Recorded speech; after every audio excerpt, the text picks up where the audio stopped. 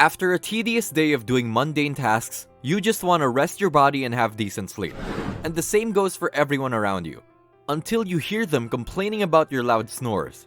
There's nothing more embarrassing than troubling someone, right? But you're asleep. How do you fix something that only happens when you're unconscious? Well, you clicked on the right video. In today's episode, we're going to unravel the truth behind your loud snores, how did it come about, and what are the solutions to this problem. But before anything else, welcome to Health Empire, where we help our viewers understand what really happens in their own body and essentially cover health-related topics. To start, if you want to keep track on the newly released episodes, click the subscribe button and hit the notification bell. Without further ado, let's start, shall we?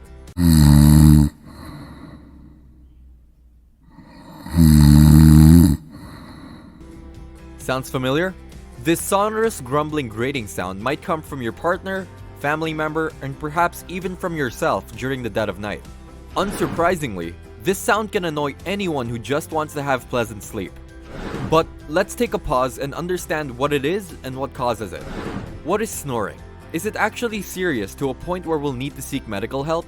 According to a reliable source, mayoclinic.org, snoring can be caused by a number of factors, such as the anatomy of your mouth and sinuses, alcohol consumption, allergies, a cold, and also your weight.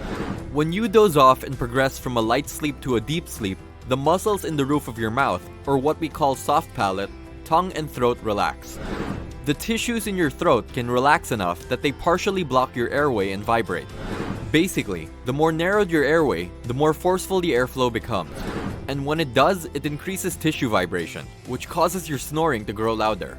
Some people will tolerate their snores until it progresses into a more complicated disorder.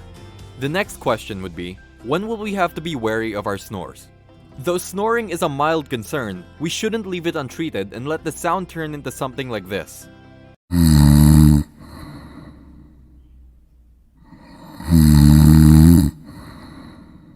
Now, this, ladies and gentlemen, is an example of sleep apnea. Sleep apnea is a generic term that includes any disorder that causes pauses in breathing during sleep. And it has three types: the obstructive sleep apnea, central sleep apnea, and complex sleep apnea. So, which is which? Obstructive sleep apnea happens when air can't flow into or out the nose or mouth, although you're trying to breathe. Central sleep apnea happens when the brain fails to send the right signals to your muscles to make you start breathing. However, cases like this are less common compared to the former. Then what about complex sleep apnea? Complex sleep apnea occurs when someone who previously had obstructive sleep apnea develops central sleep apnea due to treatment with continuous positive airway pressure, or CPAP. I don't want to use too much medical jargon, but later on you'll know what this continuous positive airway pressure, or CPAP, means. Alright, where were we? Why is sleep apnea concerning? To put it simply, sleep apnea can greatly affect a person's productivity and can interfere with one's daily activity. It is indeed a social handicap, don't you think? Yes, that means if you're diagnosed with sleep apnea and until effective treatment is practiced, your driver's license might be relinquished. It's that kind of serious. So what are the signs and symptoms of sleep apnea, and who are at risk? Loud chronic snoring, choking or gasping during sleep, witness pauses in breathing during sleep, waking frequently to urinate, nocturia, teeth grinding or clenching, bruxism, dry throat or mouth upon awakening, nocturnal palpitations or a racing heart rate, night sweats, nocturnal heartburn, frequent nighttime awakenings and insomnia, excessive daytime sleepiness, morning headache, short-term memory or learning problems, feeling irritable, poor concentration or attention, changes in mood, including depression.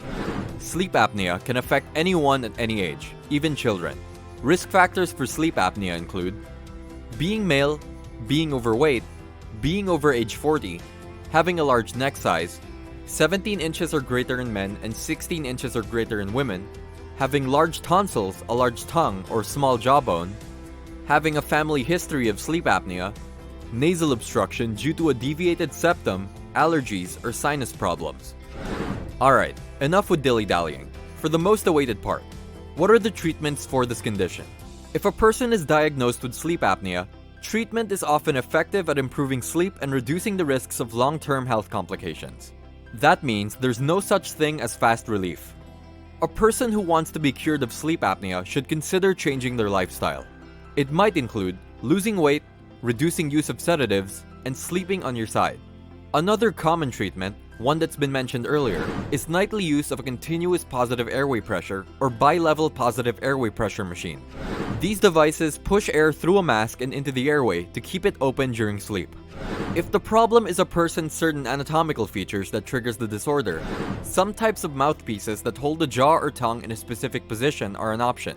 And there's more, though usually not the first treatment option: surgery. It is to remove tissue for expansion of the airway.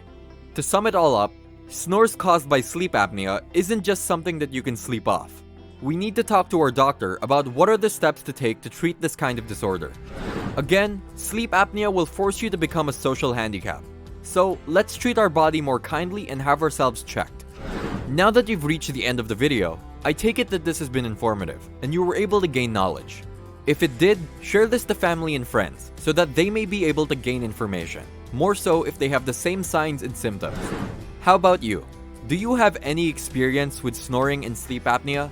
Comment down below. We love to hear from you. Don't forget to leave us a like and please do subscribe. Thank you for watching.